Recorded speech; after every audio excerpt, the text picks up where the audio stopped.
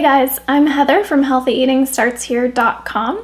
Today we are going to talk about vegetables and how you can learn to love them.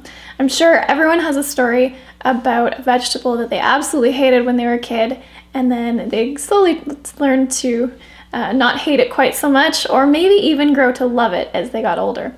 For me, this was kale.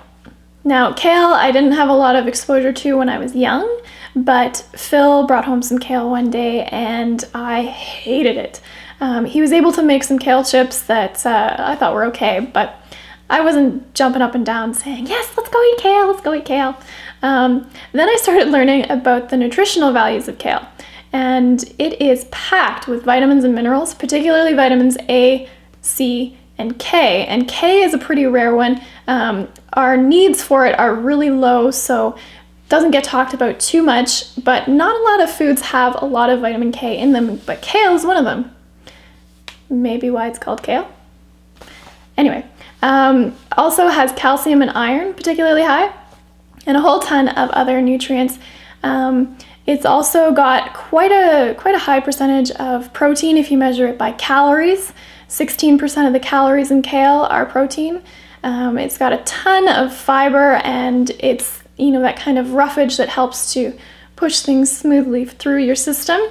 It also, probably an accumulation of all of those qualities, helps to reduce inflammation. So it's good for people with arthritis or with cardiovascular disease. Both of those are types of inflammation in the body, and kale helps to reduce that.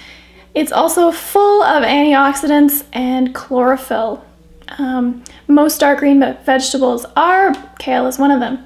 So after learning about all of those health benefits, I started to say, okay, maybe it's time I should start learning to love kale. So I made it my mission to figure out how I could enjoy it, and the thing that really tipped me over the edge was when I learned about massaging. And what massaging is, where you take your hands and you actually massage your kale.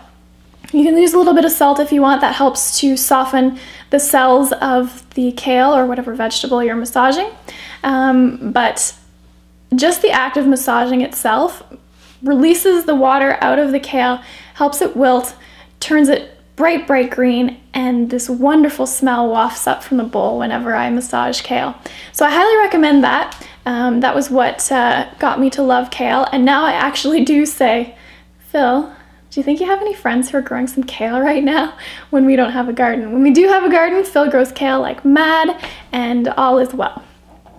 The other thing that I do after massaging it that I find really tasty is to use a salty dressing with some tamari, which is a fermented soy sauce, some sesame oil, some delicious things like that. Get that on my kale, I'm done. That's just a perfect meal for me. So it's amazing what you can learn to love if you make the conscious choice to be healthier, if you learn about your foods, and if you learn the benefits of the ones that are good for you.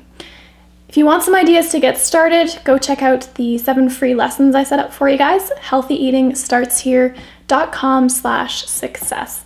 I'm Heather, and I hope you learn to enjoy one new vegetable sometime this week.